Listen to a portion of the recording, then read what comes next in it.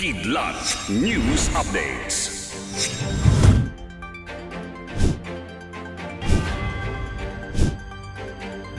Ako po si Cesar Soriano, kasama ang buong puwersa ng Kidlat News Channel para ihatid ang mga nangunang mga balita sa buong kapuluan.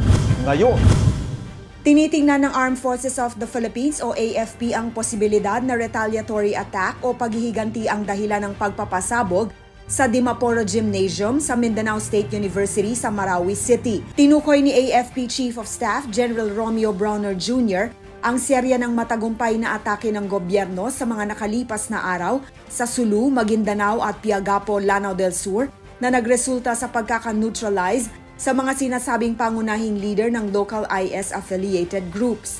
Saad pa ni Defense Secretary Gilberto Teodoro Jr., mayroong malaking indikasyon na isang foreign element ang may pakana nito. Naka-heightened alert status na rin ang lahat ng military at police units sa bansa para mapigilan ang mga panibagong pag-atake. Samantala, kinundena ng Catholic Bishops' Conference of the Philippines o CBCP ang nasabing pambobomba na nooy nasa kalagitnaan ng misa. Sa isang statement, ikinalungkot ni CBCP President at Caloocan Bishop Pablo Virgilio David ang karahasang itinaon pa sa First Sunday of Advent para sa mga Katoliko at Mindanao Week of Peace. Hindi lang dapat umano i-denounce ang nasabing karahasan.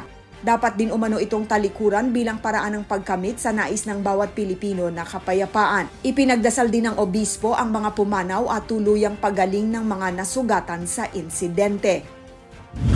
Higit 135 na Chinese maritime militia vessels ang naglalayag sa Julian Felipe Reef base sa huling monitor ng Philippine Coast Guard o PCG. Una nang na-monitor ng PCG noong November 13 ang 111 CMM vessels sa naturang teritoryo. Tumaas pa ito sa 125 sa huling monitoring na ginawa naman ng Armed Forces of the Philippines o AFP dahilan para atasan ng National Task Force on the West Philippine Sea ang PCG na magpatrolya sa lugar. Sa pagkakadeploy ng BRP Sindangan at BRP Cabra, doon na nga nadiskubre ang lalo pang lumaking bilang ng CMM vessels na nakakalat sa loob ng Julian Felipe Reef na umabot sa higit 135. Sinubukan pang mag-radio challenge ng PCG sa mga nasabing vessel, ngunit walang naging tugon ang mga ito. Sa isang post, nanindigan ng PCG na iligal ang presensya ng Chinese vessels sa Julian Felipe Reef at binigyang diin ang sovereign rights ng Pilipinas sa nasabing teritoryo na 175 nautical miles kanluran ang layo sa Bataraza, Palawan. Hindi pa tapos ang laban para sa kampyonato ng UAAP Season 86 Men's Basketball matapos matabla ng De La Salle University o DLSU Green Archers ang laban kontra University of the Philippines o UP Fighting Maroons sa Finals Game 2 kahapon.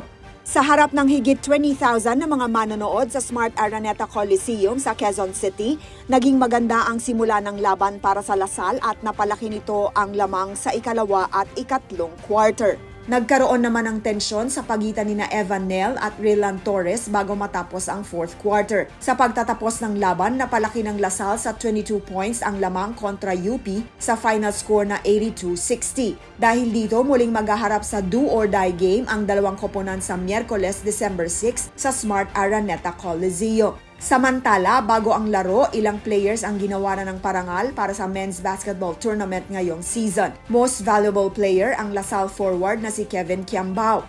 Bukod kay Kiambao, bumuo sa Mythical Five sina Malik Diof ng UP, Evan Nel ng DLSU, Ray Remogat ng UE at LJ Gonzalez ng FEU. Itinanghal namang Rookie of the Year si Francis Lopez ng UP.